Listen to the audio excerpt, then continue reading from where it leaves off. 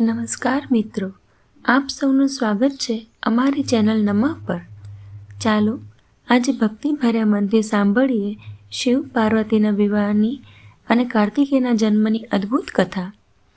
હિમાલય પર્વતના રાજા હિમવાન અને મેના દેવીની પુત્રી પાર્વતી માતા બાળપણથી જ ભગવાન શિવને પોતાના પતિ તરીકે મનમાં ધર્યા હતા.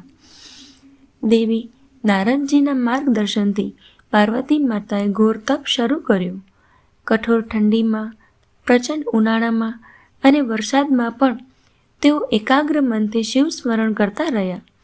વર્ષો સુધી ચાલેલા આ તપથી આખું જગત પ્રભાવિત થયું. એક દિવસ શિવજી પાર્વતીના તપથી પ્રસન્ન થઈ તેમના સમક્ષ પ્રગટ થયા. પાર્વતીના મનની ઈચ્છા જાણી શિવજીએ તેમને આશીર્વાદ આપ્યા અને કહ્યું કે તેમની સાથે તેમનો વિવાહ થશે. દેવતાએ શુભ મુહૂર્ત નક્કી કર્યું. કૈલાસથી શિવજીની ભવ્ય બારાત નીકળી.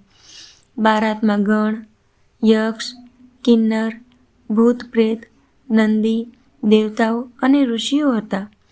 શિવજીનો વિભૂતિથી ભરેલો વેશ જોઈ મેના દેવી થોડી ક્ષણ માટે ચકિત થઈ ગઈ, પણ હિમવાન રાજાએ શાંત સ્વરે કહ્યું કે આ તો ભગવાન મહાદેવ છે, જેઓ સર્વસિદ્ધિ અને કલ્યાણના સ્વરૂપ છે.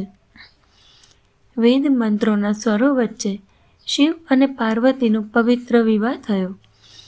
આ મિલન એ વિશ્વમાં ભક્તિ અને પ્રેમના મિલનનું પ્રતીક બની ગયું. શિવ પાર્વતીના વિવાહ પછી દેવતાઓને એક મોટું દુઃખ સતાવી રહ્યું હતું. તે હતો તારકાસુર નામનો અસુર અતિ શક્તિશાળી બની ગયો હતો. બ્રહ્માજી પાસેથી તેને એવું વરદાન મળ્યું હતું કે તેનો વધ માત્ર શિવપુત્ર દ્વારા જ થઈ શકે.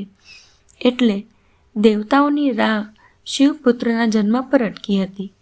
શિવજી અને પાર્વતીના સંગમથી એક દિવ્ય તેજ ઉત્પન્ન થયું, જે અગ્નિદેવને સોંપવામાં આવ્યું. અગ્નિદેવે એ તેજ ગંગાજીને આપ્યું અને ગંગાજીએ તેને સરોવરમાં મૂકી દીધું.